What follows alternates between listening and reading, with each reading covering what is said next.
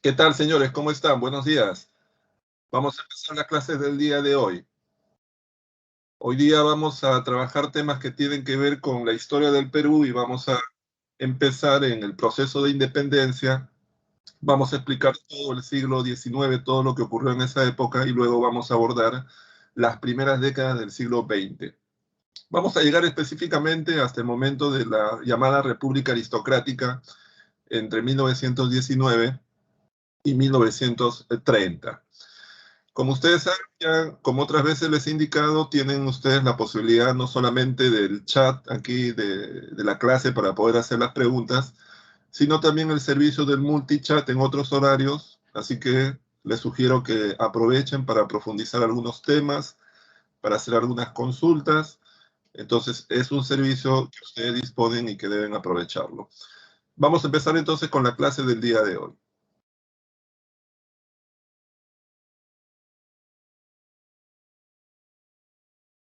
A ver, les voy a compartir aquí la presentación de esta semana. Ustedes ya la están visualizando. Vamos a empezar entonces con la explicación. A ver, desde la independencia hasta la república aristocrática.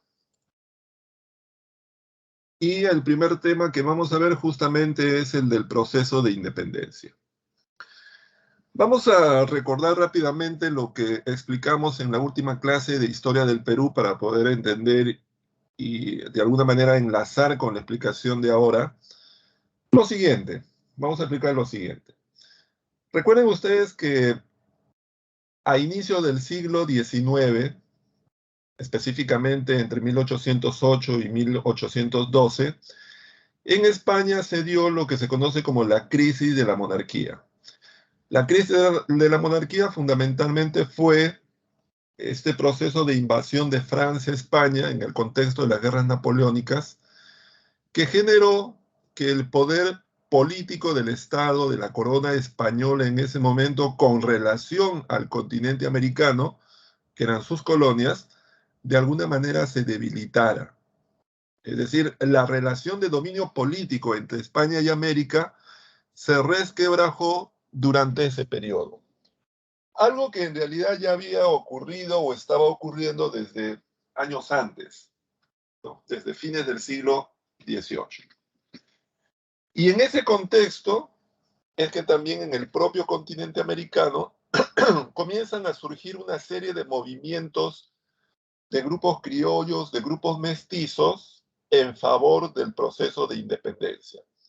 En el caso del Perú, recuerden ustedes, son movimientos como los de Cela, como los de los hermanos, en este caso Aguilar, como los de Pallardelli, los de Pumacagua, que se dan entre 1812 y 1808. Entonces, ¿a dónde va todo esto?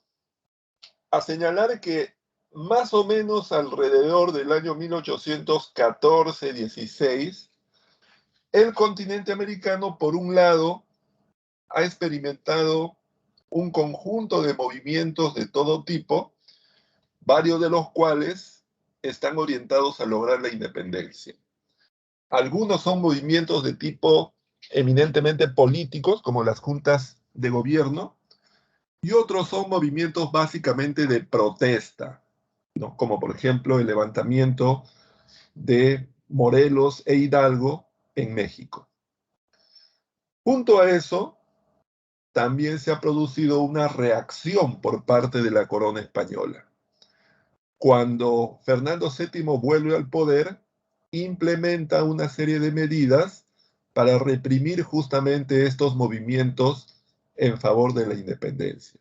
En el caso, por ejemplo, del virreinato peruano, es la época del gobierno de Abascal, que reprime los primeros intentos de independencia que se van a dar, por ejemplo, en Chile y que se van a dar en la zona de la Nueva Granada.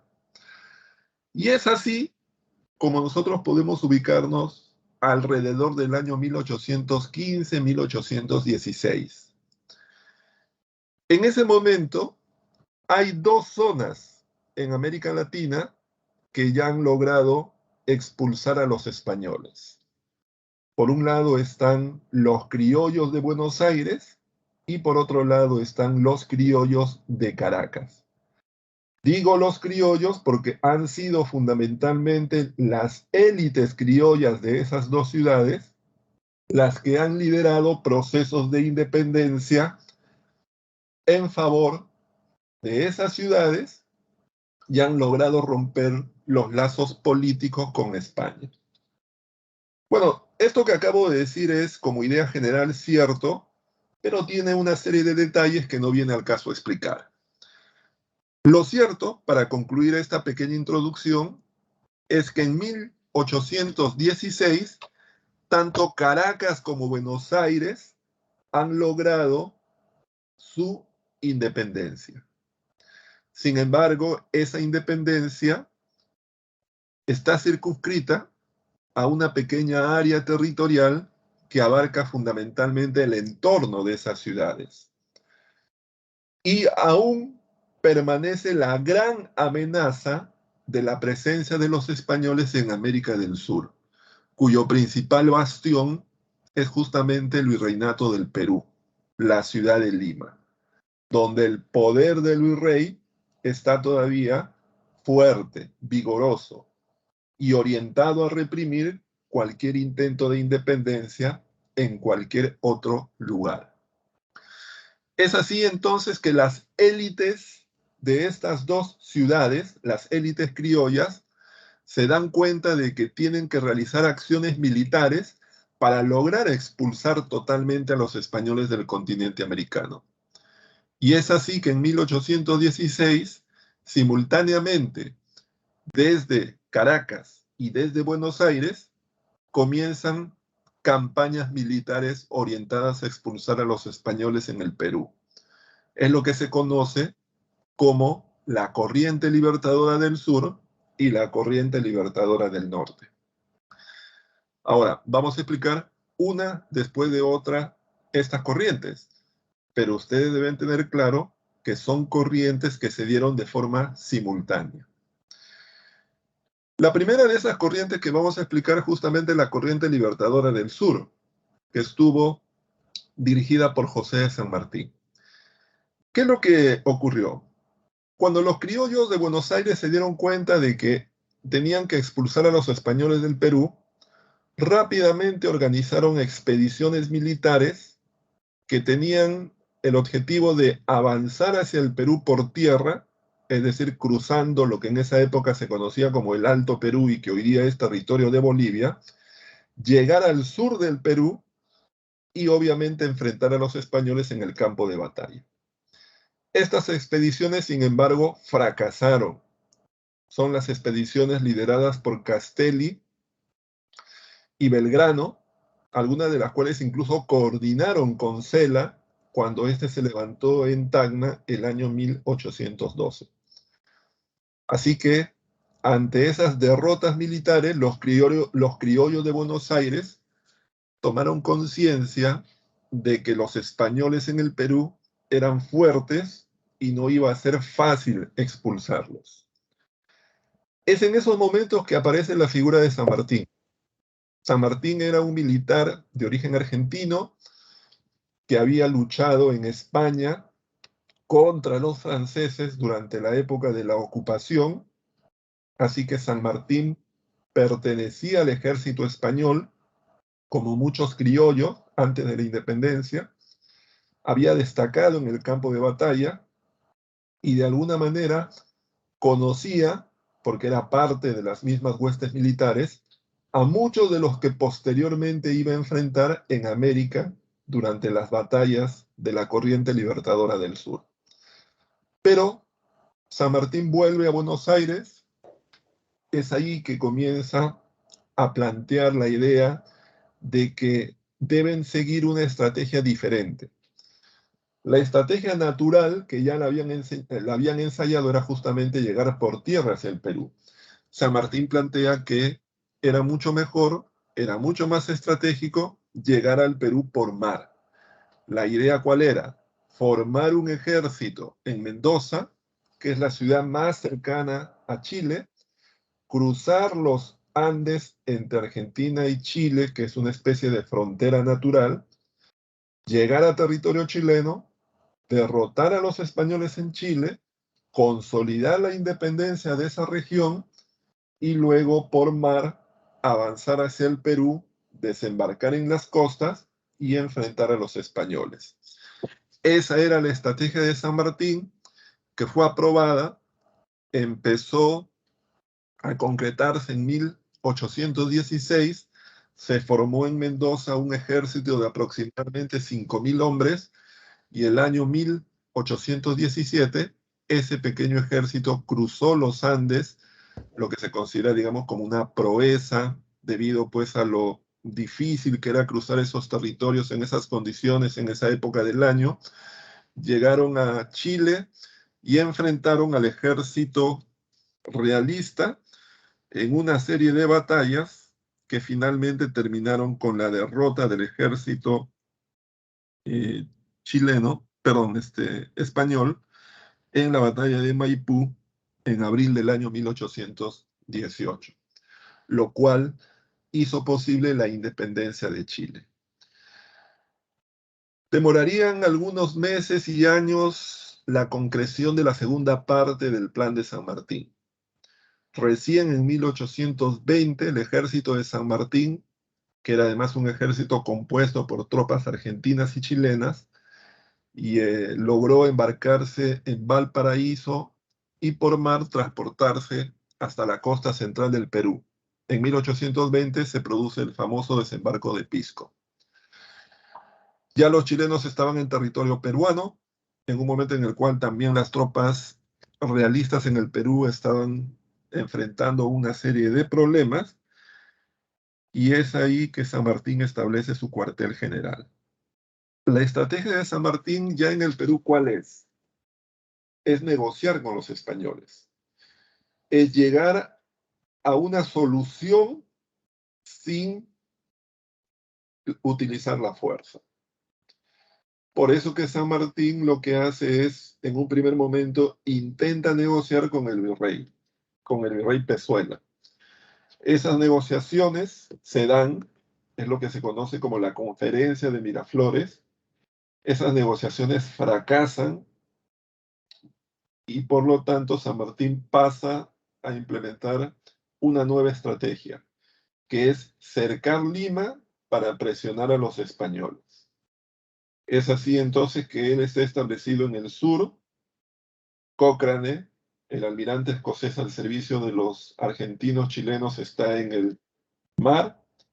Álvarez de Arenales, un general argentino, está con sus tropas en la sierra. Y hay otro contingente que ha sido enviado a la zona de Huaura en el norte. Así que Lima está cercada. En esos momentos, al interior del bando de los realistas, hay un golpe de Estado que se conoce como el motín de Asnaspuquio. El general La Serna acusa al virrey Pezuela de tener una actitud pasiva y timorata con los invasores, en este caso con lo que nosotros hoy día conocemos como los patriotas.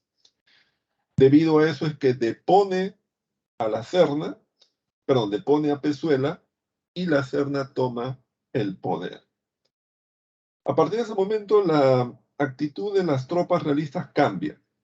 Es una actitud ya un poco más desafiante, más decidida. Para ganar tiempo, Pezuela La Serna coordina una nueva entrevista, la cual se produce en Punchauca. Personalmente asiste La Serna y el propio San Martín, pero esa segunda conferencia, conocida como la Conferencia de Punchauca, también fracasa. ¿Qué es lo que va a ocurrir en los días posteriores? Los españoles van a abandonar Lima. Los españoles se dan cuenta que en realidad Lima es una ciudad estratégicamente vulnerable, que ya están rodeados por el ejército patriota.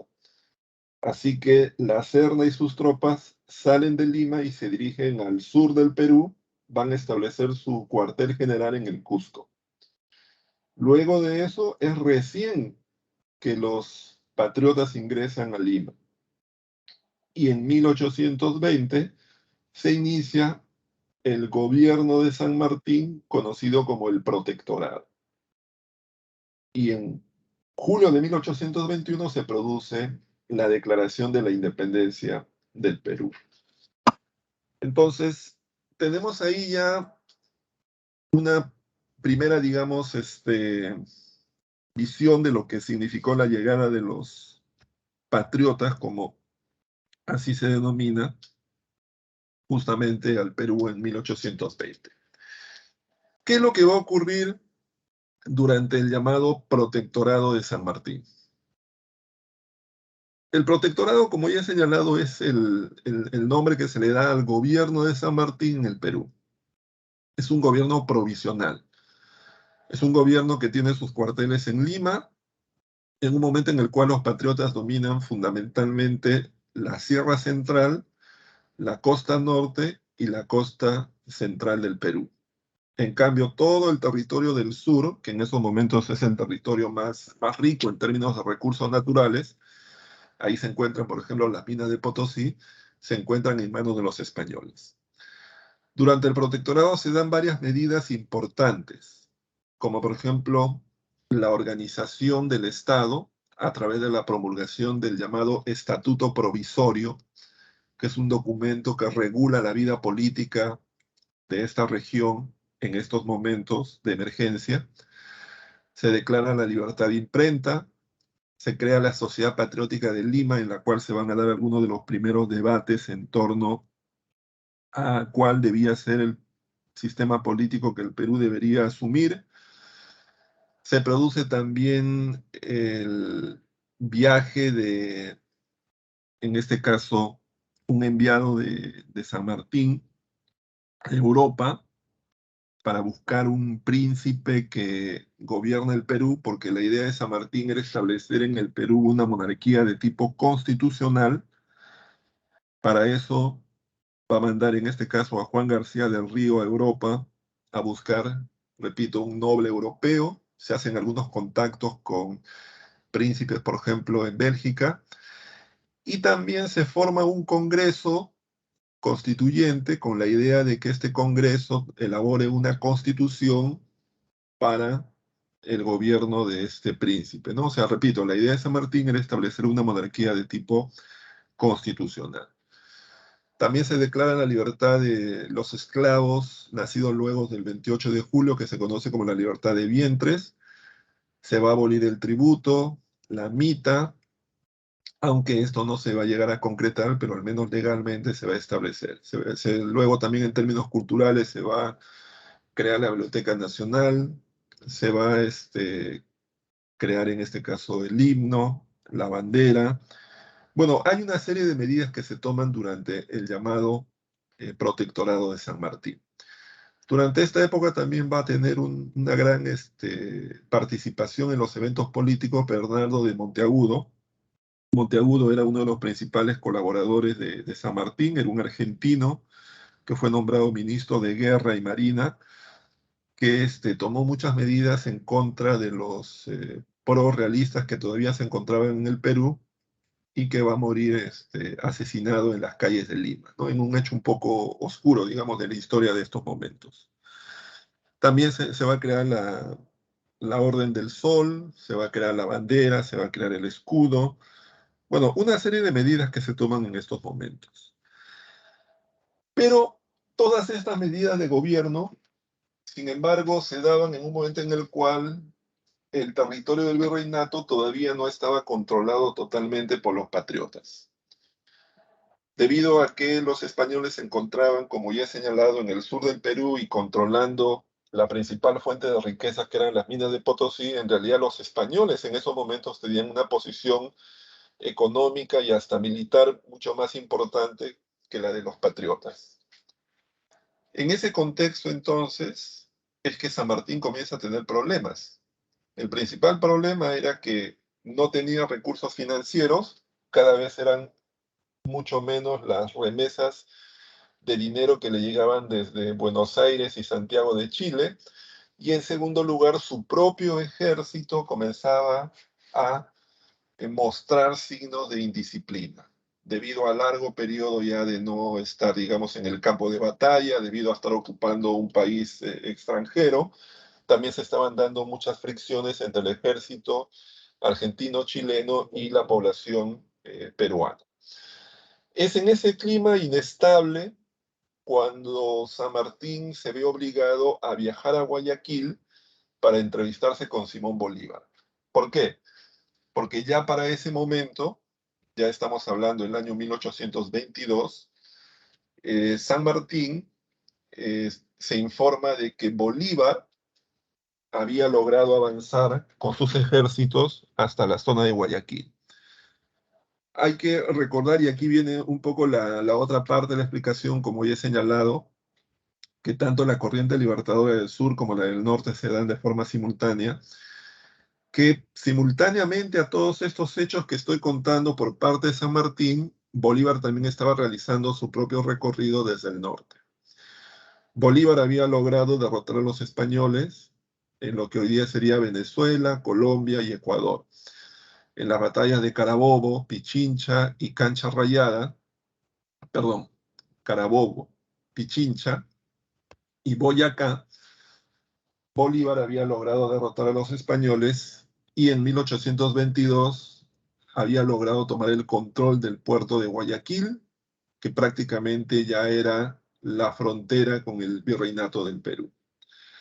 Es así entonces que ambos líderes se reúnen en Guayaquil en 1822 fundamentalmente para coordinar las últimas acciones contra los españoles. Si bien se desconocen los detalles de esta reunión, sin embargo, lo que nos interesa aquí es más bien señalar cuáles fueron las consecuencias, porque una vez terminada la reunión, lo que va a ocurrir es que San Martín vuelve al Perú e inmediatamente va a renunciar a su cargo de protector ante el Congreso. Con lo cual nosotros podemos señalar que la reunión fue desfavorable a San Martín, porque era obvio que en esos momentos quien tenía mayores recursos financieros, militares, mayor organización, pero además un ejército que estaba, digamos, llevando consigo una serie de victorias recientes, era San Martín, era Bolívar, perdón, y no San Martín. Tal vez esa es la razón por la cual justamente la postura de Bolívar en esos momentos era mucho más fuerte. Lo cierto es que San Martín renuncia ante el Parlamento, renuncia ante el Congreso y se retira a Europa. Así que San Martín desaparece de la escena política. En esos momentos entonces el poder va a quedar en manos del Congreso y el Congreso lo que va a hacer es formar una junta de gobierno para que se haga cargo del poder ejecutivo. Es la junta de gobierno dirigida por el general José Lamar. Ya en esos momentos también la orientación del Congreso cambia. Es decir, el Congreso creado por San Martín para ser una de las dos instituciones de gobierno junto al monarca y con la idea de elaborar una constitución, obviamente una constitución monárquica, ahora cambia. Ahora en realidad el Congreso se convierte en un Congreso con ideas republicanas y con la idea de hacer una constitución que ya no tome en cuenta la figura del monarca. Así que el gobierno de Lamar es un gobierno del Congreso en un momento de emergencia. Así que podemos hablar en ese sentido del llamado gobierno de la Junta Gubernativa. ¿Qué es lo que va a ocurrir durante ese gobierno de la Junta Gubernativa?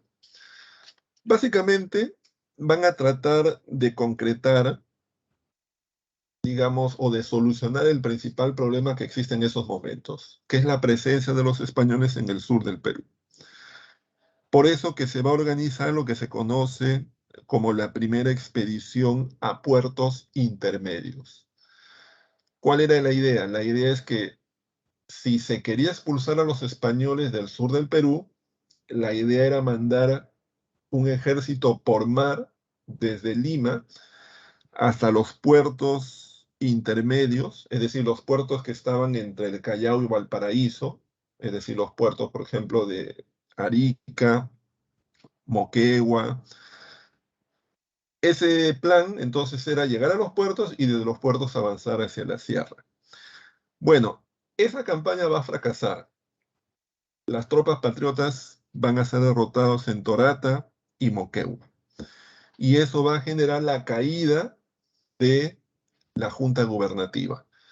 ¿Por qué? Porque luego de las derrotas en las batallas de puertos intermedios, el contingente militar en Lima, que estaba en manos del general Ribagüero, se va a levantar contra el ejército en lo que se conoce como el motín de Balconcillo. Y va a presionar al ejército para que el ejército nombre a Ribagüero jefe supremo de gobierno, desconociendo en este caso a la Junta Gubernativa. Algo que va a ocurrir. Es una especie de golpe de Estado. Muchos lo consideran el primer golpe de Estado de la historia del Perú. Entonces, Ribagüero ahora está en el poder. Ribagüero, por ejemplo, va a gestionar la avenida de Bolívar al Perú, va a reorganizar la Marina, va a establecer el primer empréstito, es decir, el primer préstamo del Perú con un gobierno extranjero, con los ingleses de aproximadamente 1.200.000 pesos, y va a organizar la llamada segunda campaña a puertos intermedios, la cual también va a fracasar. Y ese fracaso, a su vez, va a generar la caída de Ribagüero, porque ante ese fracaso, el Congreso va a nombrar en este caso a Torre Tagle presidente. Algo a lo cual obviamente Ribagüero se va a oponer y Ribagüero, como ya no tenía el control de Lima, se va a refugiar en la ciudad de Trujillo. Entonces, estamos en un momento, el año 1823, entre julio y agosto del año 1823, en el cual hay dos presidentes.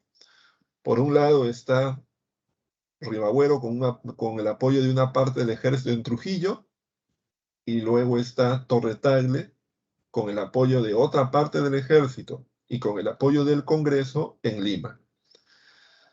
Pero además en esos momentos ya Bolívar comienza a tener influencia en el Perú, porque llegan al Perú más o menos unos 1.000 hombres que envía Bolívar al mando de Sucre. Y estos comienzan a apoyar a Ribagüero, perdón, a Torre Tagle y a influir en el Congreso. ¿Para qué? Para que se aprobara la llegada de Bolívar al Perú. Cuando Ribagüero se entera de esto, Ribagüero comienza a hacer negociaciones con los españoles. Bueno, aquí ya la historia, ven ustedes, es un poco, o sea, es más compleja, digamos, y además es una historia también un poco de relaciones y alianzas que desde nuestra perspectiva moderna, digamos, parecen actos de traición, pero hay que tomar en cuenta que en estos momentos estamos ante una situación que no es tan clara como hoy día, digamos, nosotros lo vemos. Hoy día nosotros vemos las cosas de alguna manera muy claras entre patriotas y realistas, pero en esa época, recuerden ustedes, el Perú, digamos, no existe como tal. Lo que existe es un virreinato ocupado por criollos, por españoles, pero que de alguna manera todos todavía se sienten parte de los mismos reinos. Entonces la situación es un poco más compleja. Pero lo cierto es que en ese escenario, obviamente Bolívar tiene intención de llegar al Perú y se vale en realidad de la figura de Torre Tagle y del Congreso para justamente llegar. Bolívar y Sucre saben que en realidad Torre Tagle es una figura, digamos, débil en términos políticos. Así que en realidad lo están utilizando justamente para llegar al Perú. Algo que en realidad se va a concretar cuando justamente el Congreso, a fines del año 24, autorice la llegada de Bolívar al Perú. Es el momento en el cual también se promulga la Constitución del año 1823, que es una constitución de carácter liberal, que es la primera constitución que tuvo el Perú. Y cuando se están dando estos acontecimientos, Torre Tagle de alguna manera toma conciencia de que lo están utilizando, tanto Bolívar como Sucre, y Torre Tagle se pasa al bando de los españoles. Se va a refugiar con Rodil en el Real Felipe, donde luego va a fallecer algunos años después. Así que el Congreso, que es en este caso, en esos momentos, el único poder realmente nativo del Perú, va a otorgarle a Bolívar, quien llega al Perú el año 24, poderes supremos en calidad de dictador del Perú. Entonces, ya estamos el año 1824, ya estamos con Bolívar en el Perú con plenos poderes. Es lo que se conoce como la dictadura de Bolívar. ¿Qué es lo que va a ocurrir durante estos años, del año 24 al año 26? Bueno, Bolívar va a organizar un ejército. Él tenía en realidad ya un contingente militar importante, pero no tenía propiamente un ejército. Así que va a organizar un ejército. Para eso va a utilizar los recursos de la Sierra Sur de la Sierra Norte y de la Sierra Central. Se va a reclutar a muchos hombres, y además se va a aplicar una mano dura contra cualquier disidencia. Ya para el año 1824, Bolívar cuenta con un ejército lo suficientemente ágil y fuerte, y es ahí donde se producen las batallas de Junín y Ayacucho, donde finalmente se decide la independencia del Perú. También es la época en la cual Bolívar va a intentar algunas reformas en el país, como por ejemplo la promulgación de una nueva constitución, que es la Constitución Vitalicia del año 1826. También se va a dar el- la promoción de las inversiones extranjeras. Se va a dar, por ejemplo, el establecimiento de la contribución indígena. Va a haber algunos intentos de Bolívar en el plano internacional, como por ejemplo la convocatoria al Congreso Anfictiónico de Panamá para unir a los países de América, algo que va a ser saboteado por Argentina, Chile, y luego también va a tratar de establecer una alianza entre los países que él había liberado, que se conoce como la Federación de los Andes, que también va a fracasar. Y también hay que señalar que durante su administración es que se va a fomentar la separación del Alto Perú de el Perú, o del Bajo Perú, como también se conocía en aquella época, y la creación de la República de Bolivia el año 1825. Luego, en 1826, Bolívar recibe noticias de que en Bogotá se está preparando una conspiración contra su gobierno, razón por la cual se retira del Perú con la idea de volver, pero es algo que no va a ocurrir, ¿no? Bolívar va a morir en 1830, ya en un momento en el cual el Perú estaba bajo el poder de sus propios ciudadanos. Entonces, de esa manera es como termina en realidad la época de la independencia. Para 1826 ya los españoles no tenían presencia en el Perú había logrado sacudirse los vínculos políticos de España, la presencia incluso de los ejércitos libertadores, como hoy día se denomina, de San Martín y de Bolívar también había terminado, así que ya el Perú era una nación independiente desde el punto de vista militar y desde el punto de vista político formal. Entonces, eso es lo que nosotros debemos recordar como el proceso de independencia. Bueno, vamos a continuar ahora con lo que sigue de la historia del Perú del siglo XIX, que es una etapa conocida como el primer militarismo. El primer militarismo se prolonga entre el año 1827 y el año 1872. Es la primera gran etapa de la historia del Perú republicano, y es una etapa que se caracteriza fundamentalmente por el protagonismo de los militares en la escena política del país. Los militares son los que controlan el Estado, los militares son los que controlan el mundo de la política. Pero esta etapa, a su vez, está dividida en dos periodos. Por un lado tenemos la época del caudillismo militar, hasta el año 1845, que es una etapa que básicamente se caracteriza porque gran parte de los que habían participado en la guerra de independencia son los que directamente controlan el poder y es una época de mucha inestabilidad política y económica. Y luego del año 45 al año 1872 estamos en un momento en el cual los militares siguen siendo los principales actores políticos del país, pero a diferencia de la primera etapa, es una etapa relativamente más estable y es una etapa en la cual el Perú cuenta con ingentes recursos económicos provenientes de la extracción, exportación y venta del guano, que no necesariamente favoreció al desarrollo económico del país, pero al menos se contaron con recursos ingentes, es decir, en grandes cantidades, algo que no había ocurrido en la primera etapa.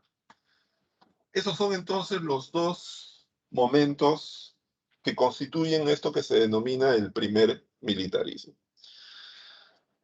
Vamos a ver ahora entonces el detalle de la primera etapa, el detalle del caudillismo militar del año 27 al año 45. ¿Cuáles son las características de esta etapa? Como ya he señalado, hay un predominio de los caudillos militares, es decir, hay un predominio de aquellas figuras militares que habían participado del proceso de independencia. Son los años en los cuales los presidentes son, por ejemplo, Lamar, Gamarra, Castilla, ¿no? Echenique. Todos estos habían peleado durante las guerras de independencia, en algún momento en las tropas realistas, en otro momento en las tropas patriotas. ¿Por qué estos militares controlan la política en aquellos momentos? Bueno, por varias razones. Por un lado, porque son los que tienen el control justamente de las armas, algo que obviamente dirime cualquier disputa política. Segundo, porque son la única institución relativamente organizada en el Perú de aquellos momentos, porque no existe propiamente Estado. El Estado colonial ha sido desarmado justamente durante la independencia, pero además tampoco existen los partidos políticos. Los partidos políticos van a surgir mucho después. Entonces, en ese escenario en el cual no hay actores civiles y no hay instituciones, los militares, que además tienen una cierta organización y de alguna manera también tienen legitimidad porque son los que han logrado la independencia, son los que controlan la política. En segundo lugar, esta es una época de gran inestabilidad política. Es una época en la cual se van a dar golpes de Estado e intentos de golpe de Estado. Todos los presidentes de esta época van a enfrentar sublevaciones, rebeliones, algunas de las cuales van a ser exitosas y los van a sacar del poder. Ellos mismos también muchas veces van a conspirar y van a perpetrar golpes de Estado contra otros presidentes. Así que es una época de gran inestabilidad política. Pero esa inestabilidad también está asociada a las guerras civiles. Por ejemplo, la guerra de la Confederación Perú-Boliviana, de la cual fue víctima de parte del Estado chileno, hay que verla también como una guerra civil, así como también la promulgación de diversas constituciones. Por otro lado, también es una época en la cual el Perú está enmarcado en un gran debate en torno al sistema político que debe asumir. Hay partidarios de lo que llamaríamos ideas liberales, como por ejemplo los hermanos Gálvez, que son partidarios de la inclusión de los indígenas en la política, de una sociedad de carácter republicano, de la división de poderes, y hay partidarios como por ejemplo el Bartolomé Herrera, de lo que llamaríamos los conservadores, que tienen más bien ideas asociadas a la exclusión de la población indígena, a un gobierno mucho más autoritario. Así que estas disputas entre liberales y conservadores van a ser de alguna manera lo que va a dividir en buena medida a la élite republicana durante estas primeras décadas de vida independiente. Y por otro lado, el Estado peruano económicamente, digamos, en estos momentos no tiene recursos. La principal fuente de recursos durante la colonia se ha perdido porque las minas de Potosí ahora se encuentran en otro estado que es Bolivia. Así que el Perú fundamentalmente depende de dos ingresos. Por un lado, las aduanas, que son los impuestos al comercio, y en segundo lugar, el tributo indígena, que se ha restablecido con el nombre de contribución desde la época de Bolívar.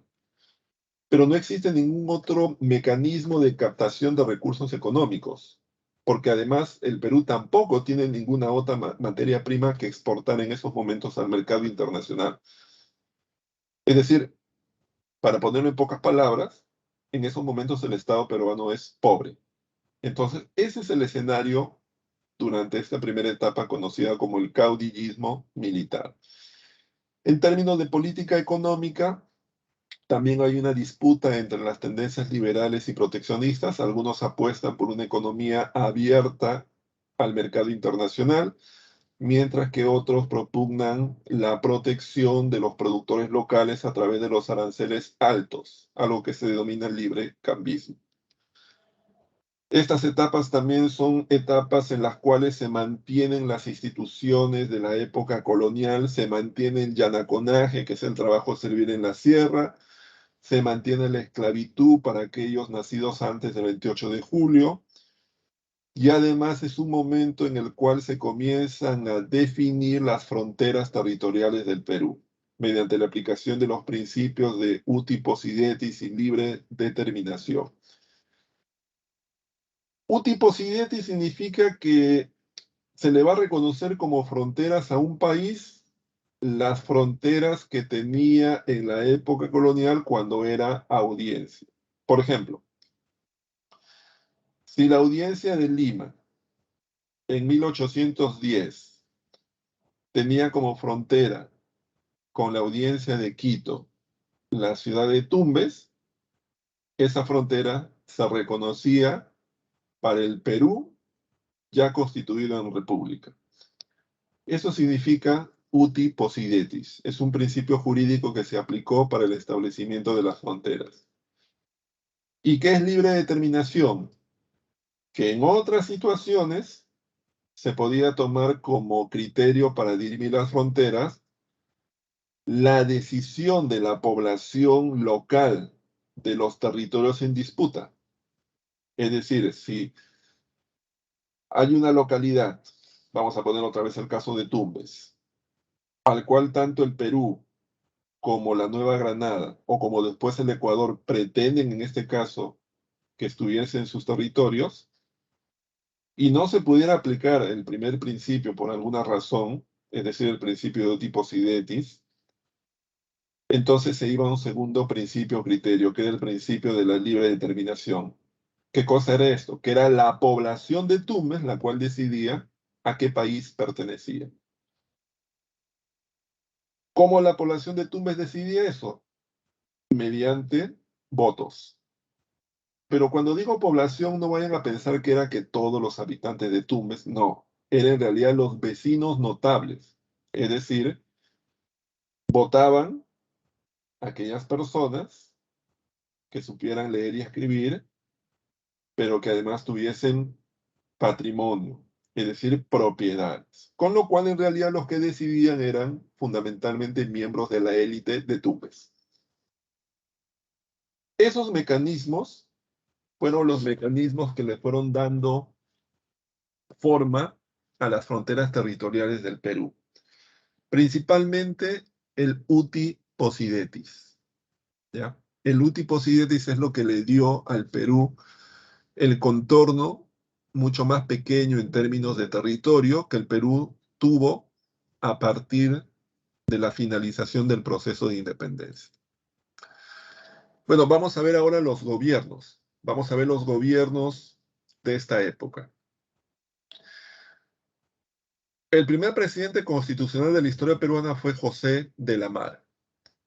José de la Mara encabezó un gobierno de carácter liberal, un gobierno relativamente tolerante en términos políticos, que estableció una nueva constitución que fue la Constitución del año 1828 y tuvo las primeras guerras que el Perú tuvo en su época republicana. En 1828 derrotó a Bolivia en una guerra y en 1829 también derrotó, en este caso, a Colombia en una segunda guerra. En realidad, tanto la guerra del año 28 contra Bolivia como la guerra del año 29 contra Colombia fueron guerras ambas en las cuales el Perú se enfrentó a Colombia, ya que en esos momentos había una fuerte tensión entre el Perú y Colombia por la hegemonía política en esta parte de América.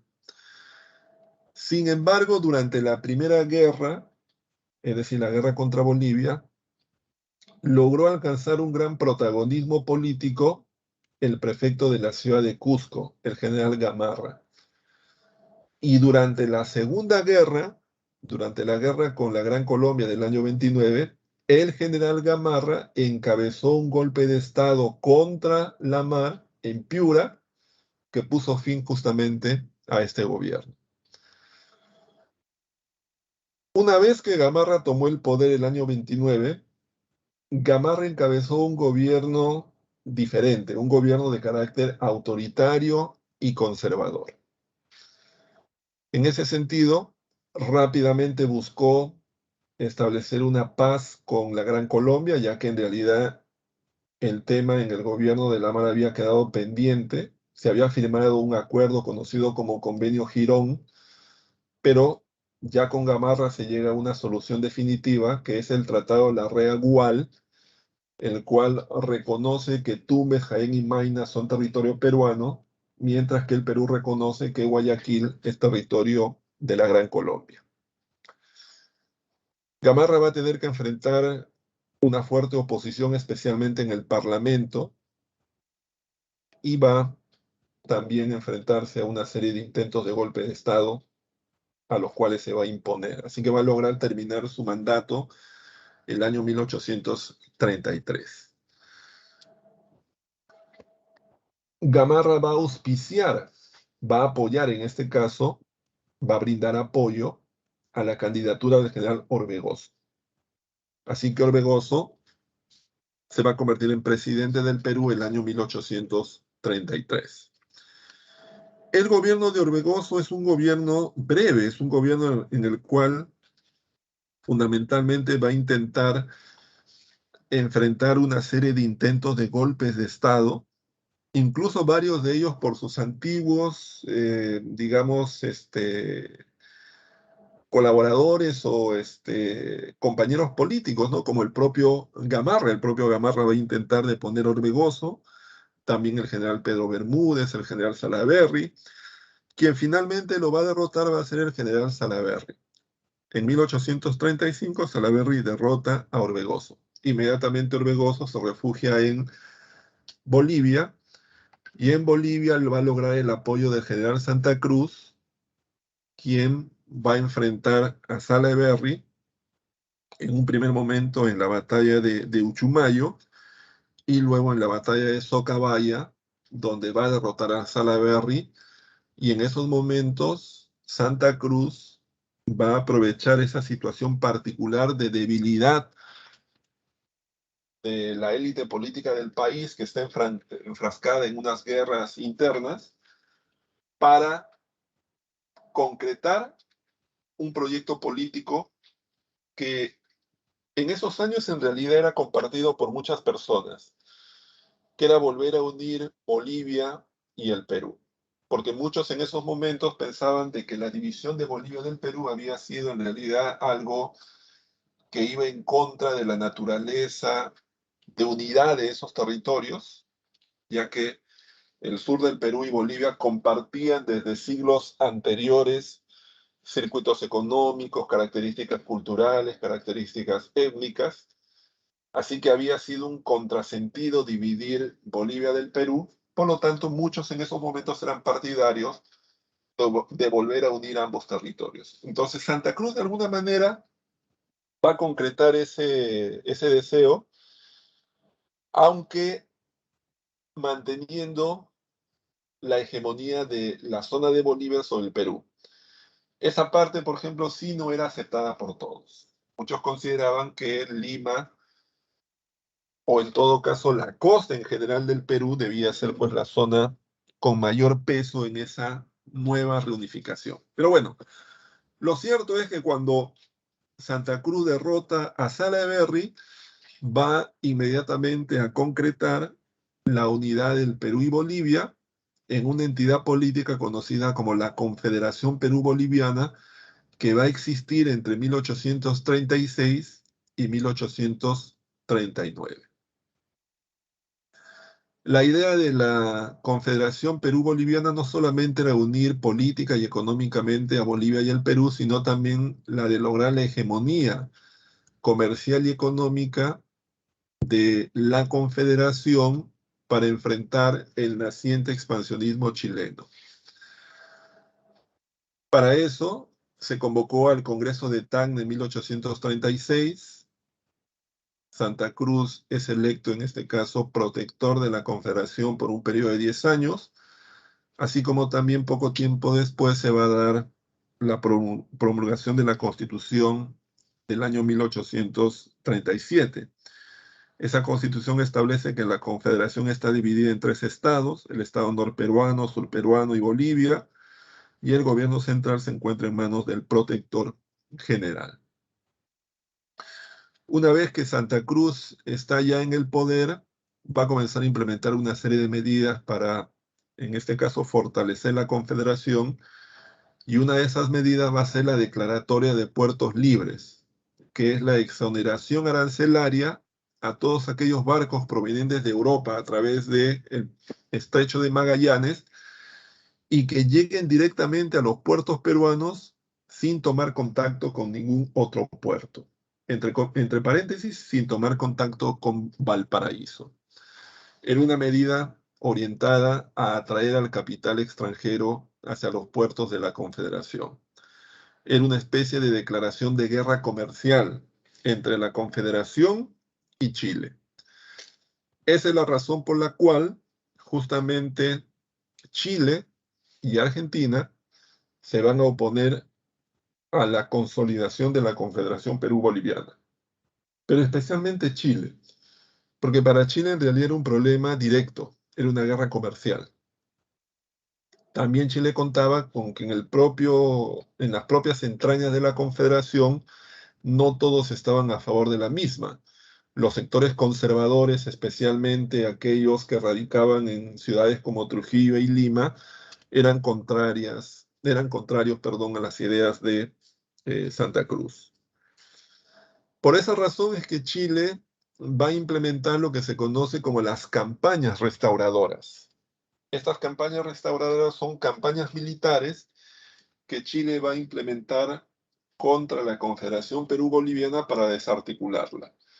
La primera de ellas se dio en 1836-37, estuvo dirigida por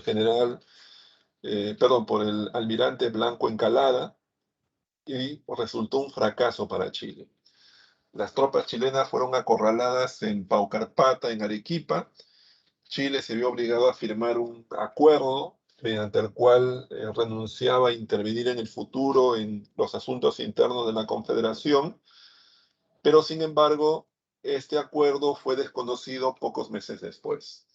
Y Chile se embarcó en los preparativos de una segunda expedición restauradora que se desarrolló entre 1838 y 1839, que estuvo dirigida por el general Bulnes, que contó además con el apoyo de varios militares peruanos que en esos momentos se encontraban exiliados en Chile, y que terminó con la victoria chilena sobre las tropas de la Confederación en la batalla de Yungay en enero del año 1839. Así que la Confederación es desarticulada, Santa Cruz debe replegarse en Bolivia, y en el Perú se fomenta un nuevo gobierno que va a estar en manos del general Gamarra. El general Gamarra Va a gobernar entre el año 39 y el año 41. Es un retorno de los conservadores al poder, que se va a plasmar en la Constitución de Huancayo del año 1839. Es una época en la cual se va, por ejemplo, crear el diario El Comercio.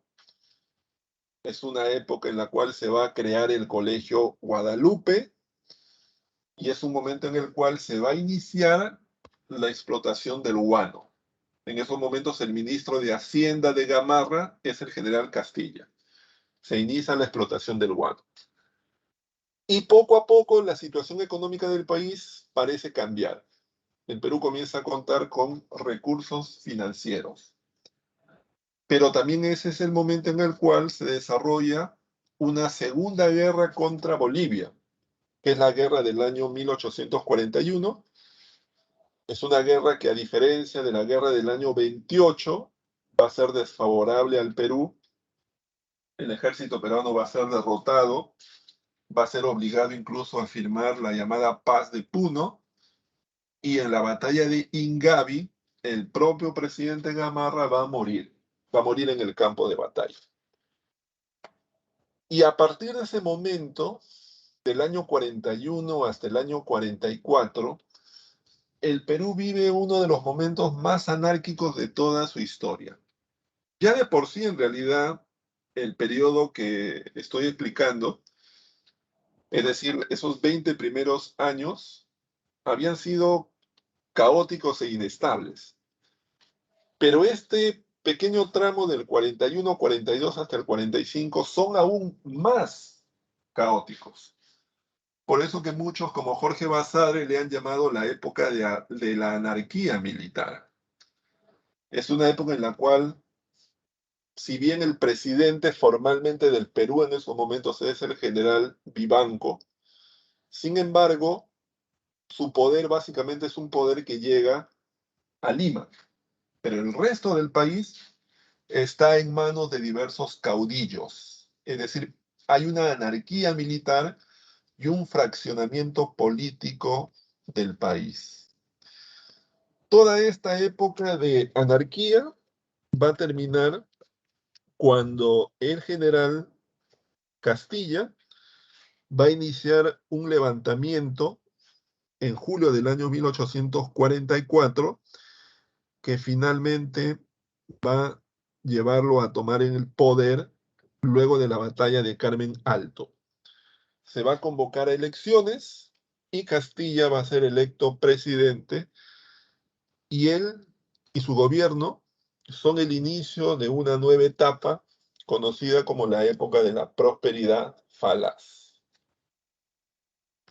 ¿Qué ocurre durante la época de la prosperidad falaz? Como ya señalé al inicio de la clase, es una época en la cual el Perú, a diferencia de la etapa anterior, cuenta con grandes recursos económicos que de alguna manera van a influir también mucho en la política de aquellos años.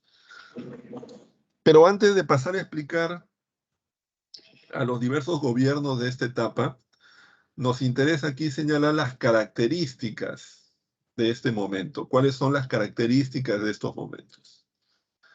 Y en ese sentido, debemos señalar que es una época que en términos económicos se caracteriza por la gran cantidad de recursos que cuenta el Estado peruano producto de la venta del guano. El guano, como ustedes saben, es el excremento de las aves acumulado durante miles de años en las islas que están cerca a la costa central del Perú. El guano se conoce desde la época prehispánica, se utiliza como fertilizante, pero recién sería a mediados del siglo XIX cuando el guano comenzó a utilizarse para repotenciar los campos de cultivo en Europa que habían sido explotados durante la primera revolución industrial. Es así entonces que el guano se constituyó en una mercancía de un alto valor en el mercado internacional, y el Perú era el único proveedor de este recurso. Así que para el Perú esa fue una situación bastante favorable, porque la venta del guano le iba a permitir obtener ingresos durante más o menos unos 25 años.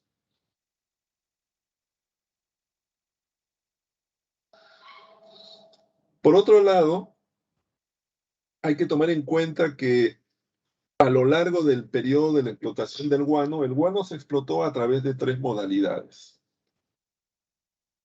Hay un primer momento en el cual el guano se explotó a través del llamado sistema de arriendo, es decir, el sistema mediante el cual las islas de guano eran alquiladas para que fueran explotadas por comerciantes particulares, quienes le entregaban al Estado peruano una cantidad a manera de un alquiler. Ese sistema se conoce como el sistema de arriendo o alquiler que estuvo vigente entre 1840 y 1847-49. Luego hay un segundo sistema que fue el sistema de consignaciones, que estaría vigente hasta 1869, que consistía en que el Estado peruano le encargaba a unos agentes financieros para que buscaran los mejores precios en el mercado europeo, especialmente en Inglaterra, y por este trabajo le daban una pequeña parte del porcentaje de la venta total. Además, este sistema tenía la ventaja de que le permitía al Perú, a través de estos consignatarios, obtener préstamos a manera de adelantos por las ventas futuras del guano. Y luego, desde 1869, cuando se firma el contrato Dreyfus, que le entrega el control total de la venta del guano a esta compañía, se establece el llamado sistema de monopolio. Es decir, solamente la Casa Dreyfus es la única encargada de comerciar guano. Este sistema estuvo vigente hasta la pérdida total del valor del guano como mercancía de exportación, que fue hasta la época de la guerra con Chile. Entonces, el guano se explotó a través de esas tres modalidades a lo largo de estos años. Ahora, lo importante también con relación al guano es señalar que a pesar de la gran cantidad de recursos que generó la exportación del guano, sin embargo, esto no redundó en un desarrollo de una economía, digamos, próspera y sostenible en el Perú. Por varias razones. Por un lado, porque desde un primer momento el Perú se vio envuelto en un proceso de endeudamiento, con lo cual gran parte de la riqueza generada del guano básicamente estuvo orientado al pago de esos préstamos, de los intereses. En segundo lugar, porque los recursos generados por el guano de alguna manera se orientaron a la compra de bienes y mercancías suntuarios, básicamente, por ejemplo, productos de consumo, ropa, no así, digamos, para un proceso de inversión en infraestructura, en educación, en medios de transporte. Se orientó una parte, pero no, digamos, tal vez la necesaria para cambiar totalmente las bases materiales del país orientadas hacia un proceso de industrialización. Hay entonces varias razones que explican por qué el boom del guano finalmente no repercutió en un desarrollo permanente de la economía y de la sociedad peruana. Entonces, ahí tenemos que la principal característica de este periodo es la llamada economía guanera, con todo ese detalle que acabo de explicar. En términos políticos, esta época se caracterizó por la alta corrupción, especialmente en torno al negocio del guano, a las obras públicas, especialmente en el gobierno de Echenique. Otra característica fue que el Estado central de alguna manera se fortaleció durante estos años, ¿no? Debido justamente a la mayor disponibilidad de recursos. El Estado central pudo aumentar, por ejemplo, la composición del ejército, comenzar a mandar, por ejemplo, jueces, maestros hacia las zonas de provincia y tener una mayor presencia.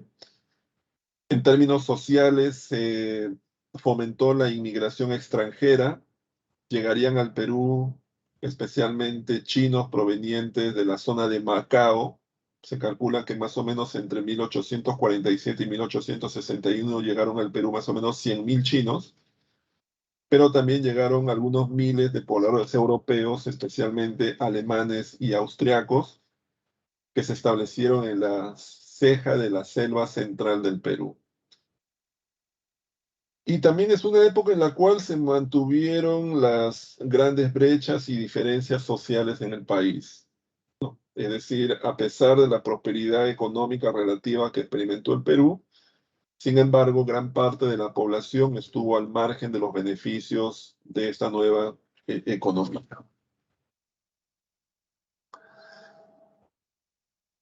Vamos a ver ahora los gobiernos de esta época, ¿no?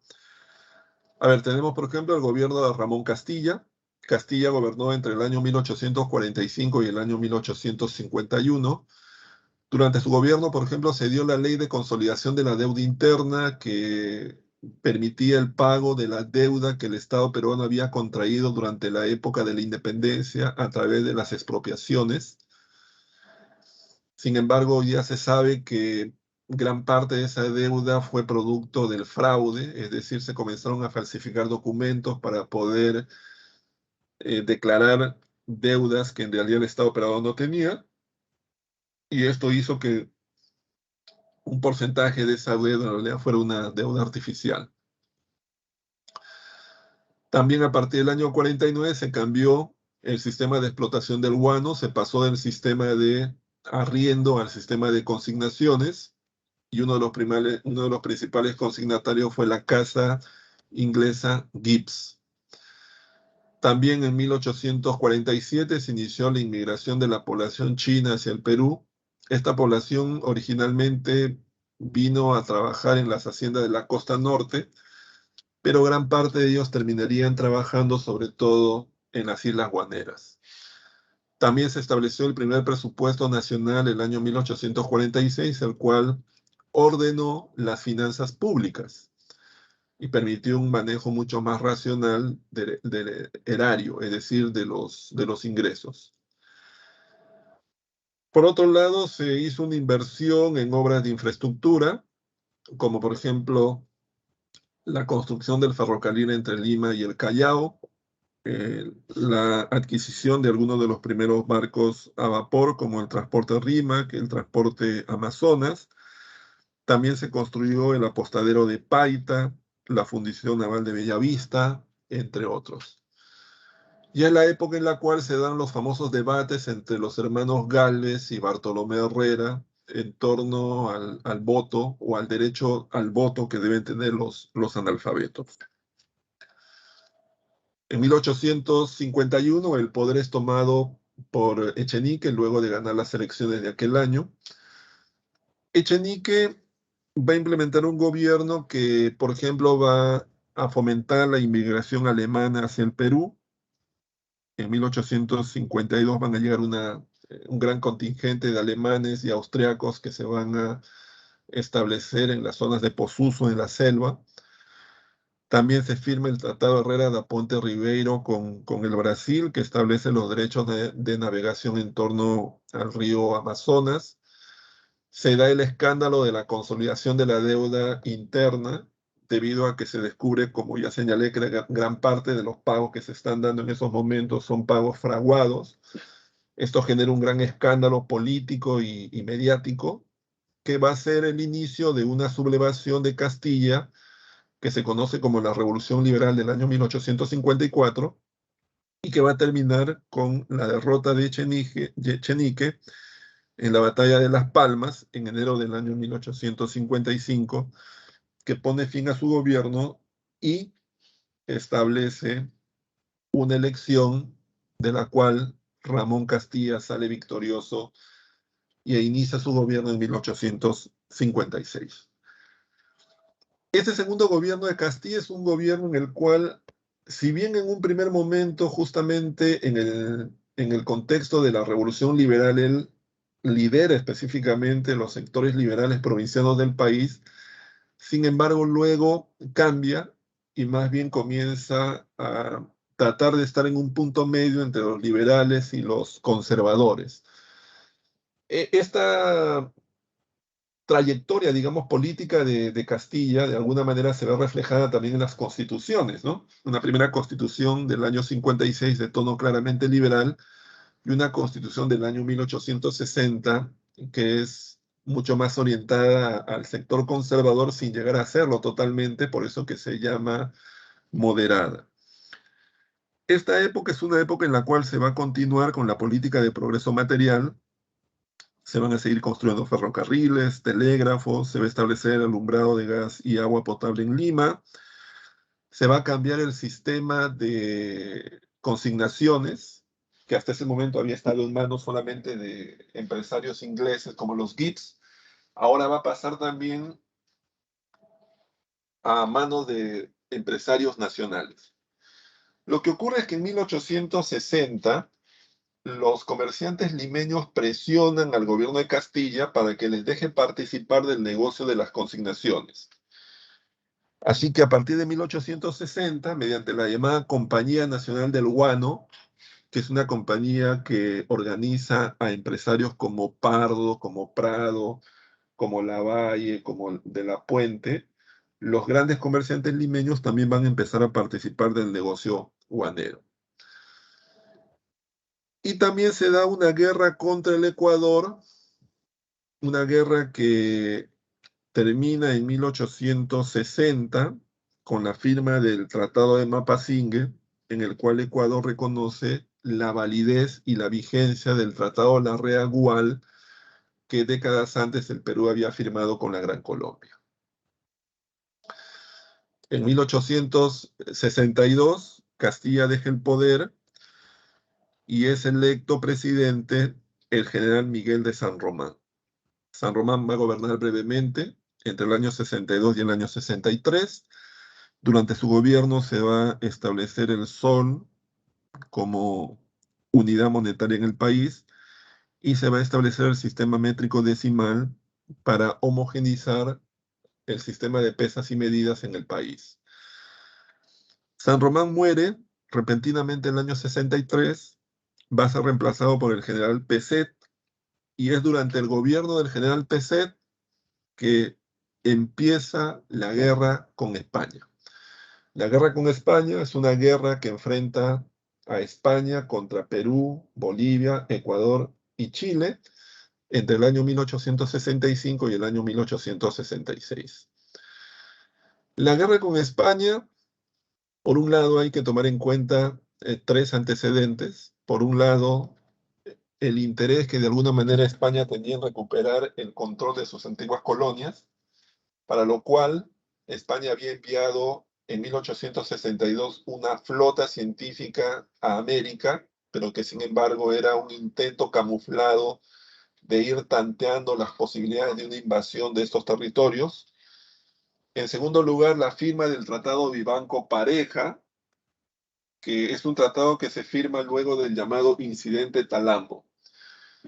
¿Qué es lo que ocurre? En Talambo, que es una hacienda cercana a Trujillo, hay un asesinato de un trabajador español, en torno al cual se inicia una disputa diplomática entre el Perú y España, que como no se resuelve favorablemente a España, España utiliza como pretexto para tomar el control de las Islas Guaneras de Chincha. El gobierno de Peset, que no quiere ir a la guerra, decide negociar con los españoles. Y producto de esa negociación es que se firma el Tratado Vivanco-Pareja. Y cuando los detalles del Tratado Vivanco-Pareja son conocidos, estalla el escándalo. Y eso genera el levantamiento del teniente coronel Mariano Ignacio Prado contra el gobierno de Peset, al cual finalmente lo va a deponer. Ya comprado en el poder, se da la guerra. La guerra es una guerra, pues, rápida, que tiene como causas en realidad otras cosas. Tiene como causa, por ejemplo, el intento de España por volver a tomar el control de sus colonias americanas, el interés que tiene España por apoderarse de los recursos económicos como el guano de las costas peruanas, y también el hecho de que hasta ese momento el Perú no había pagado la deuda de la independencia. Ahora, cuando Prado está en el poder, Prado inmediatamente toma algunas decisiones. Por ejemplo, establece una alianza militar con Ecuador, Bolivia y Chile, destina gran parte del presupuesto para las obras militares preventivas, y es así como se produce el combate de Aptao entre la Armada española y chilena, luego de lo cual los españoles bombardean Valparaíso, y luego se produce el llamado combate del 2 de mayo, en el cual los peruanos logran repeler el ataque español. Es una victoria que en un primer momento genera pues una exaltación nacional, pero que sin embargo a su vez genera una gran crisis debido a que el presupuesto y la economía se ha utilizado para subvencionar esa guerra. Así que poco a poco el gobierno de Prado se hace impopular, enfrenta un levantamiento de los sectores liberales y provincianos, liderados por el general Castilla, que va a morir, digamos, durante aquellos años, así que ese levantamiento finalmente va a terminar liderado por el general Balta, el coronel Balta. Balta toma el poder en el año 68, con Balta los sectores provincianos toman el poder, así que el gobierno de Balta es un gobierno orientado a desarrollar una gran cantidad de obras de infraestructura para favorecer a las zonas de provincias, como ocurre, por ejemplo, con la construcción del ferrocarril, el cual es encargado al ingeniero norteamericano Meigs. También se cambia el sistema de explotación del guano, se establece el llamado contrato Dreyfus, que le entrega totalmente el negocio guanero a la compañía francesa Dreyfus. Eso va a generar el resentimiento de la élite limeña, que va a llevar a que la élite forme su propio partido político en 1871, que es el Partido Civil. Y eso va a generar también la sublevación de los hermanos Gutiérrez, cuando en 1872 Pardo es electo presidente. Pocas semanas antes que tome el poder, un sector del ejército se opone, dirigido por los hermanos Gutiérrez se sublevan, pero no cuentan que la propia población de Lima se opone en realidad a este levantamiento, así que los hermanos Gutiérrez van a ser detenidos, van a ser ejecutados y se va a permitir la toma del poder por parte de el primer presidente civil de la historia del Perú, que es en este caso Manuel Pardo y Lavalle. Así que en 1872 se inicia lo que se conoce como el primer civilismo. Ese primer civilismo se caracteriza por el dominio del partido civil, el primer partido político de la historia del Perú creado en 1871. Se caracteriza también por enfrentar la primera crisis económica mundial del año 1873, que va básicamente a ser una contracción del mundo financiero internacional y que va a ser desfavorable al Perú, y también por algunas restricciones que se van a dar al contrato Dreyfus, algunas modificaciones. Tenemos el primer gobierno de Pardo y Lavalle. En esta época, debido a la crisis económica, el gobierno va a nacionalizar las salitreras de Tarapacá, lo cual va a generar el resentimiento tanto de las inversiones chilenas e inglesas en esas salitreras peruanas. Se va a firmar un tratado secreto con Bolivia el año 1873 para, en caso de ser agredidos alguno de los dos países, actuar mutuamente contra el agresor. Se va a fomentar la educación a través de la promulgación del Reglamento General de Educación Pública. Se van a crear algunas nuevas instituciones educativas como la Escuela de Ingenieros Civiles, que después va a ser la UNI, la Escuela de Ingenieros Agrarios, que después va a ser la Universidad Agraria de La Molina, y se van a dar algunas reformas en la Universidad de San Marcos, sobre todo para sacarla de la influencia de la Iglesia y convertirla en una institución básicamente civil. Se va a dar también el primer censo de la República del año 1876.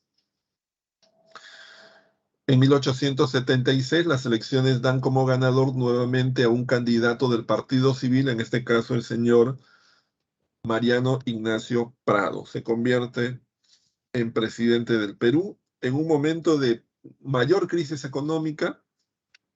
Por ejemplo, el Perú se va a declarar en bancarrota, va a ocurrir la sublevación de Piérola,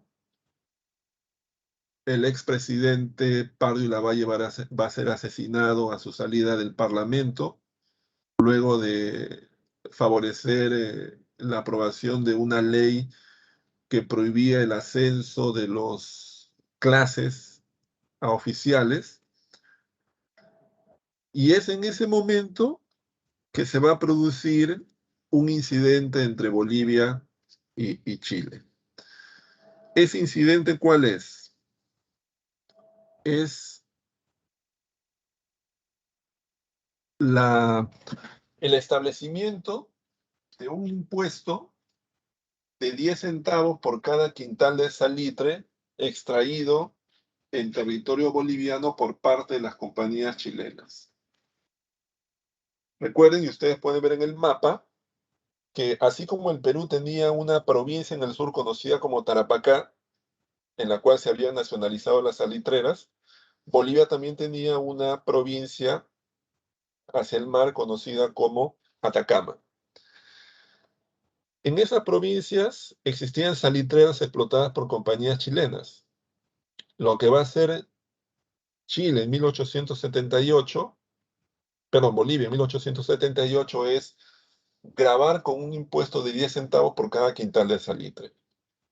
Algo que Chile considera ilegal, porque es atentatorio contra acuerdos que habían firmado en los años 60. Así que para defender sus inversiones, Chile va a tomar el control de la costa boliviana. Así que hay una situación de guerra inminente entre ambos países. En ese sentido, estamos en los albores del inicio de la guerra entre Perú y Chile. ¿Cuáles son los antecedentes? Bueno, la crisis económica que el Perú enfrentaba desde épocas anteriores, que le habían minado su capacidad militar.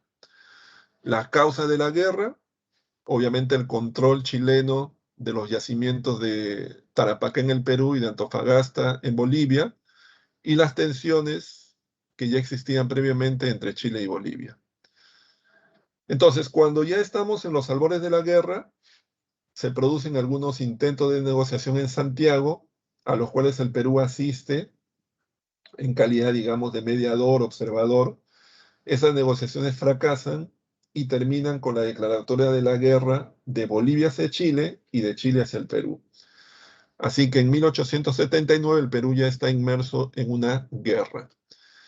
La guerra entre el Perú y Chile y Bolivia, conocida como la Guerra del Pacífico, como ustedes saben, tiene una primera etapa conocida como la Guerra Marítima, que empieza con el bloqueo de Iquique, luego viene el combate de Iquique en el cual el Perú pierde la independencia, luego viene la época de las correrías del Huáscar, que termina en octubre del año 79 con la derrota del Huáscar, la muerte de Grau y el control total de Chile del mar. Luego viene la campaña del sur, que es básicamente el control de Chile de toda la zona de Tarapacá. Ahí es donde se produce, como ustedes saben, la batalla de Arica, la batalla del Alto de la Alianza, el golpe de estado de Piérola que depone a Prado y el control total de todo el sur del Perú por parte de Chile. Y luego viene la campaña de Lima, donde se dan las primeras negociaciones, ¿no? Y luego viene la derrota, pues, de las batallas de San Juan y Miraflores, y el ingreso de las tropas chilenas al Perú, a Lima en realidad, en enero del año 1881. Y luego viene del año 81 hasta el año 83 una época de resistencia, conocida como la campaña de la Breña, dirigida por Cáceres. La idea es que Cáceres, con tropas irregulares que son conocidas como montoneras, de alguna manera se desgasten al ejército de ocupación chileno. Hay batallas que se ganan, como la batalla de Sangrar, Pucará, Marcavalle, Concepción, pero finalmente esta campaña va desangrando la economía y la sociedad peruana, y es lo que va a llevar a que algunos, como el general Iglesias, sean favorables a negociaciones de paz, que se conoce como el Manifiesto de Montán, que además coinciden también con la derrota de Cáceres en Huamachuco, que finalmente van a llevar a la firma de un tratado de paz con Chile, conocido como el Tratado de Ancón, en el cual fundamentalmente el Perú le va a ceder a perpetuidad Tarapacá y momentáneamente a Tacna y Arica. Las consecuencias de la guerra ustedes las conocen: una destrucción económica del país, una pérdida de sus principales recursos naturales, como es el caso del guano, y además un escenario que va a favorecer en las décadas siguientes la reaparición de los caudillos militares. El segundo militarismo se desarrolla entre el año 83 y el año 95. El segundo militarismo es una época en la cual los militares vuelven al poder, los militares de la época de la guerra con Chile, de alguna manera han logrado salvar la moral a través de las entregas de militares como Grau, Bolognesi, Alfonso Ugarte, es lo que permite que los militares vuelvan al poder, muchos de ellos a través de partidos como el Partido Constitucional, el Partido Demócrata, el Partido de la Unión Nacional. Es una época que se inicia con una gran bancarrota económica, y es una época que poco a poco va a permitir la reinserción de la economía peruana en el escenario internacional. Y es una época también en la cual se experimentan algunas de las primeras sublevaciones. Iglesias gobierna entre el año 83 y el año 85. Durante su gobierno se reabre para su funcionamiento la Biblioteca Nacional, la Universidad de San Marcos, el Colegio Guadalupe, y se produce la famosa rebelión de Pedro Pablo Atusparias, alcalde de Indios, en contra del Estado en la zona de Huaraz. El año 86, Cáceres toma el poder, gana las elecciones luego pues de liderar el llamado Partido Constitucional, que se va a aliar con el Partido Civil. Es una época en la cual se va a tener que enfrentar el tema de la crisis económica, para lo cual se va a firmar el contrato Grace el año 1889, que va a permitir sanear la economía nacional y comenzar a recibir ingresos que van a permitir de alguna manera tomar medidas como el retiro del billete fiscal, la reintroducción del sol de plata, la creación de las juntas departamentales, perdón, y la firma de un tratado con el Ecuador conocido como el Tratado García Herrera. Ahí tienen ustedes listadas algunas de las principales medidas o acuerdos tomadas en el marco del contrato Grace, que permitió sanear la economía peruana, a pesar que la economía peruana también se entregó ya totalmente al capital inglés. En 1890 las elecciones las gana el general Morales Bermúdez. Durante su gobierno se dan algunos de los primeros enfrentamientos diplomáticos con Chile, debido a que el Perú comienza a exigir la realización del plebiscito en Tacna y Arica, algo a lo cual Chile se opone. Se promulga la ley del habeas corpus, ley que permite la protección de los ciudadanos ante los abusos del poder estatal. También se concluye la construcción del ferrocarril central. Morales Bermúdez muere el año 94, es reemplazado por el general Borgoño, quien convoca elecciones, y en estas elecciones es electo el general, en este caso Andrés Avelino Cáceres. Este segundo gobierno de Cáceres, a diferencia del primer gobierno, es un gobierno impopular, por decirlo de alguna manera. Es un gobierno impopular, pero es un gobierno que también ya no cuenta con el apoyo, por ejemplo, del Partido Civil, y tampoco cuenta con el apoyo del diario El Comercio, que había sido uno de sus principales aliados durante su primer gobierno. Es así entonces que Cáceres va a tener que enfrentar una fuerte oposición. Es un gobierno breve, solamente va a durar 7 meses, hasta que una coalición liderada por el político Nicolás de Piérola lo va a deponer, luego de una pequeña guerra civil que va a terminar en Lima con cerca de 2000 muertos. El famoso cuadro de Juan Lepiani, La entrada de Cocharcas, de alguna manera grafica el ingreso de las tropas montoneras de Piérola a Lima el año 1895. Una vez que Cáceres es derrotado, Piérola va a ganar las elecciones del año 1895 como candidato de la llamada Coalición Nacional, formada principalmente por el Partido Civil, por el Partido Demócrata del propio Piérola y por otros partidos pequeños de la época. Así que se inicia el gobierno de Nicolás de Piérola. El segundo gobierno, porque recuerden ustedes que él ya había gobernado justamente en la etapa final de la guerra con Chile. Este segundo gobierno de Piérola es un gobierno que es muy importante por la gran cantidad de obras que se van a dar en estos años. Por ejemplo, se va a crear la Sociedad Anónima de Recaudación de Impuestos para mejorar justamente la recaudación de impuestos en el territorio nacional. Se va a crear el Estanco de la Sal para que el Perú tenga ingresos que permitan acumular un fondo para el llamado rescate de las provincias cautivas, es decir, para el pago de la indemnización en caso que el Perú gane el plebiscito en Tacna y Arica.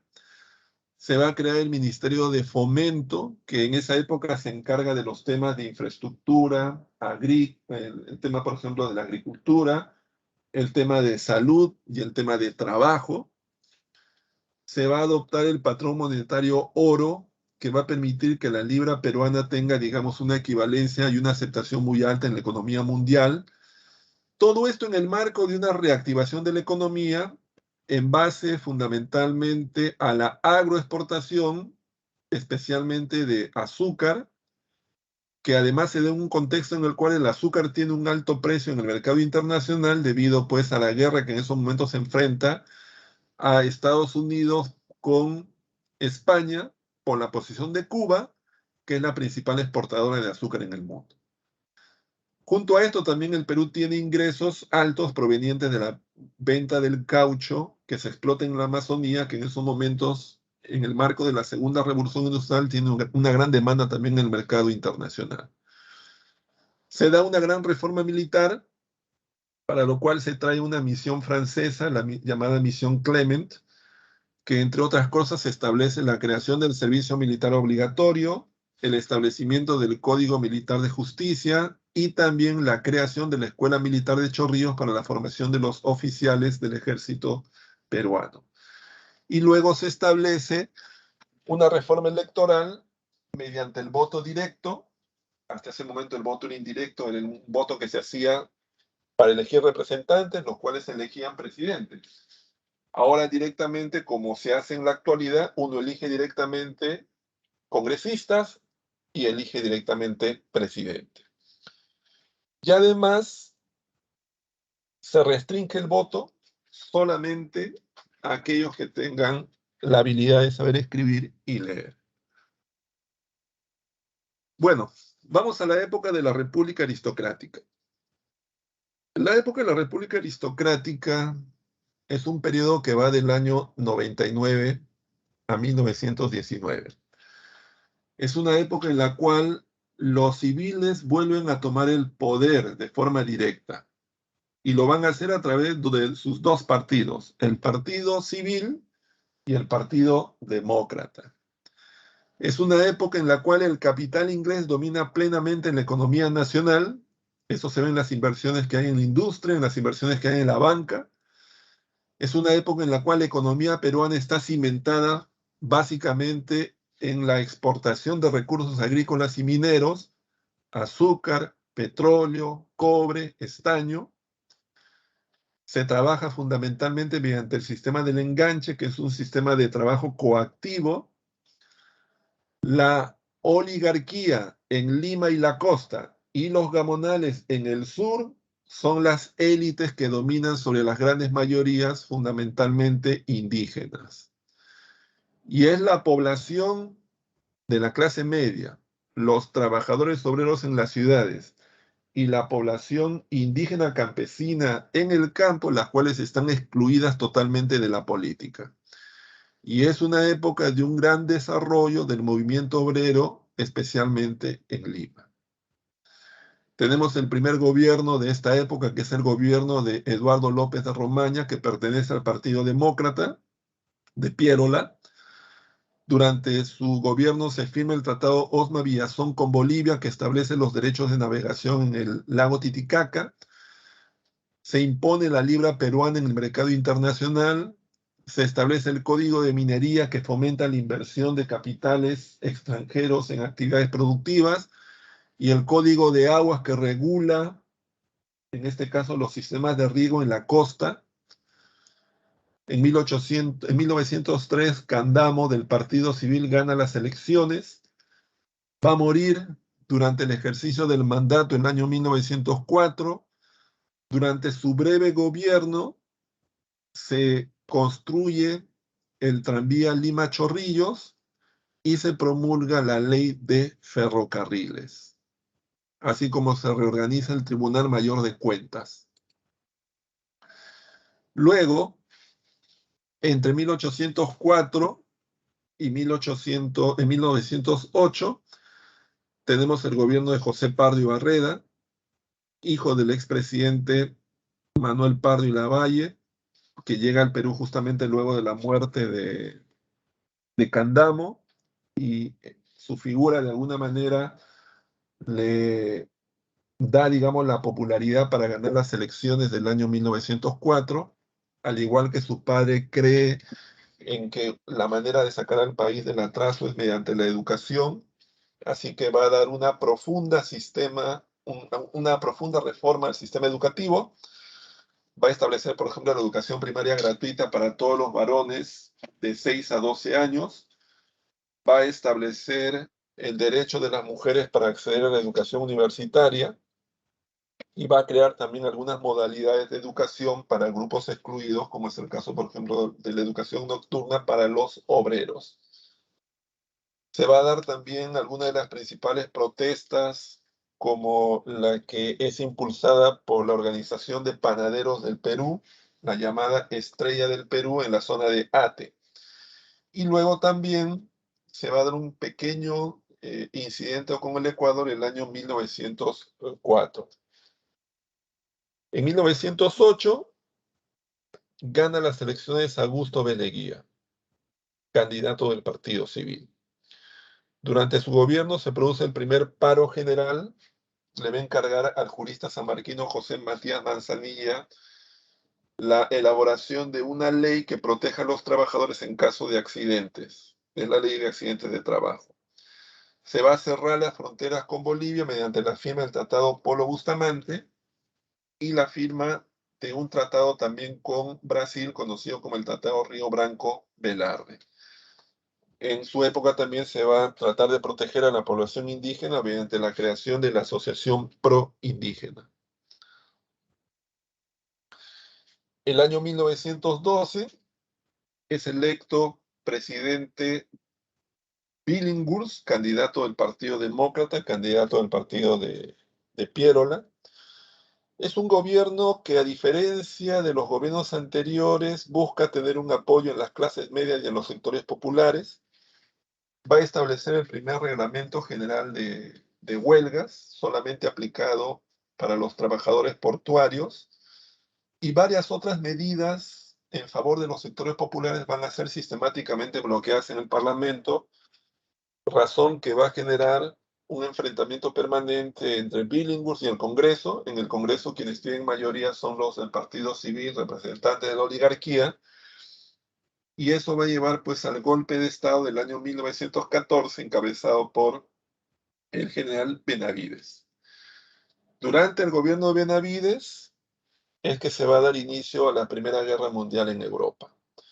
Y eso va a traer dos consecuencias. Por un lado, el aumento de las exportaciones del Perú hacia Europa y Estados Unidos, exportación de materias primas, y por otro lado, la disminución de la importación de bienes de capital, especialmente maquinarias.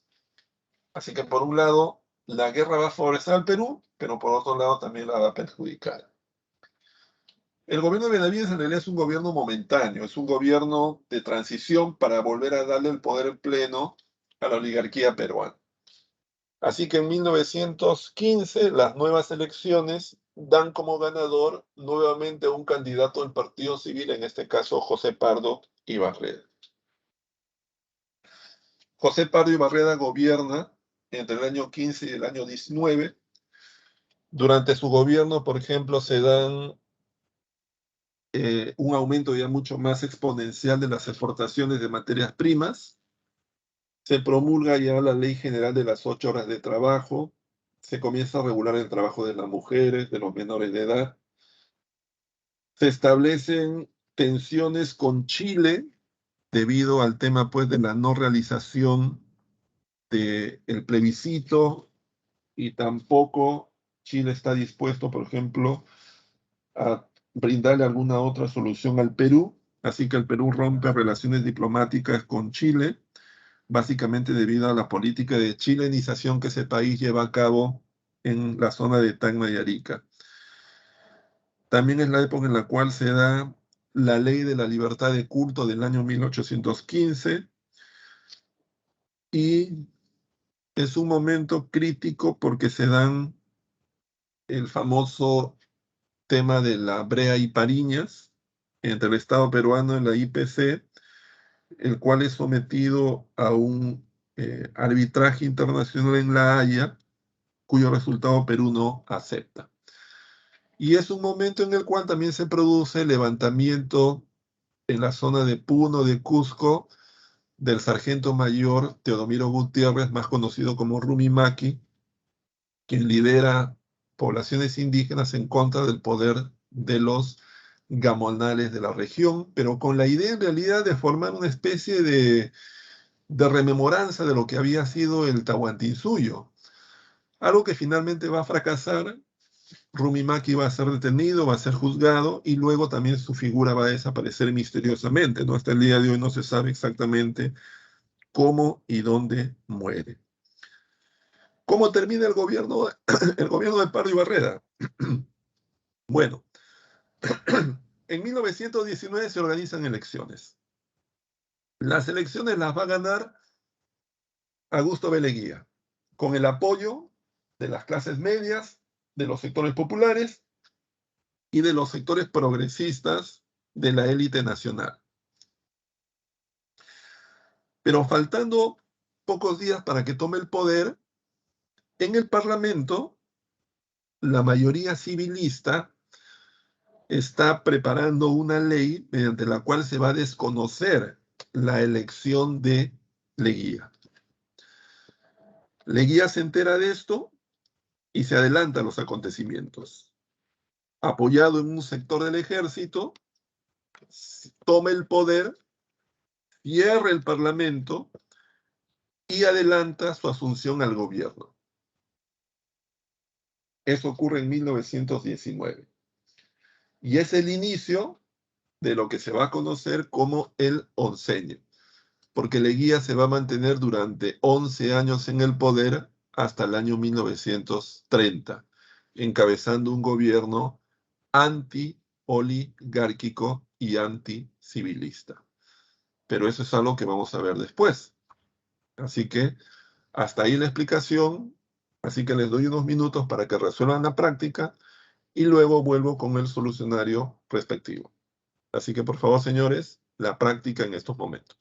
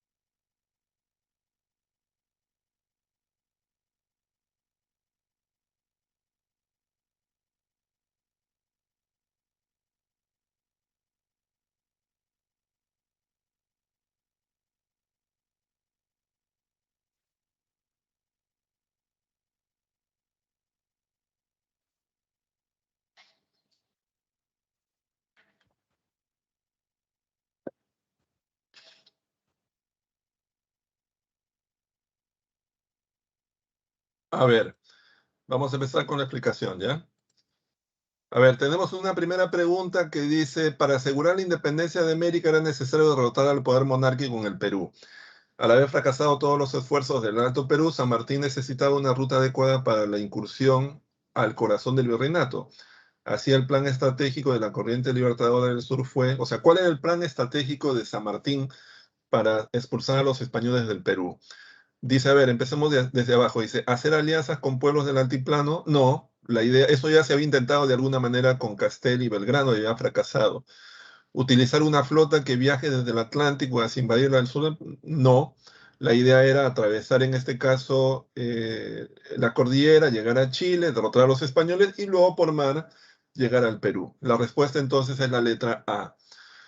La segunda pregunta dice, como resultado de la retirada de San Martín, el control del Perú fue asumido por el Congreso, sobre el cual recayeron una serie de tareas entre las que podemos mencionar la culminación de la redacción de una constitución y la organización de las denominadas campañas a puertos intermedios por parte del Ejecutivo, las que tuvieron como objetivo, es decir, ¿cuál fue el objetivo de la campaña de puertos intermedios? ¿Para qué se buscaba realizar esas campañas a puertos intermedios? A ver, dice, derrotar a las tropas realistas concentradas en la Sierra Sur. Claro, los españoles en esos momentos se encontraban en el sur, teniendo su capital en la zona del Cusco. Esa es la respuesta, ¿no? Las otras nada que ver, ¿no? Tres, la Confederación Perú-Boliviana, liderada por Santa Cruz, tuvo entre sus objetivos la unión de dos países que fueron con fuertes vínculos históricos, económicos, culturales y étnicos, por lo cual estableció un régimen liberal en lo político y autoritario en lo económico. No, estableció un régimen autoritario en lo político y liberal en lo económico, sería al revés. ¿Adoptó un sistema federal? Sí, porque eran tres partes, tres estados unidos políticamente, ¿no? Y bajo la figura del protector, que era el propio Santa Cruz. Entonces la respuesta ahí es la letra B de Pepe. En la pregunta 4 hay una imagen, hay también unas palabras que acompañan, que se han puesto aquí en el recuadro. Es una caricatura española en la cual se trata un poco de parodiar que en el contexto de la guerra entre Perú, Chile, Ecuador y Bolivia y España, tanto el Estado peruano como el Estado chileno comenzaron a pedir en este caso a Estados Unidos que interviniera en favor de ellos y en contra de España, algo que fue materia de burla en la propia España, ¿no? Un poco ese es el sentido de la caricatura, la respuesta es la letra A. Y en la pregunta 5 es una pregunta sobre la época de Piérola y sobre el principal sentido que tuvieron las diversas medidas tomadas por Piérola, ¿no? Que básicamente era intentar la modernización del Estado peruano. La respuesta es la D. Les he colocado también en el chat las claves, así que con eso creo que ya no hay ningún tipo de problemas. Señores, nos vemos en la próxima clase. Hasta luego, gracias.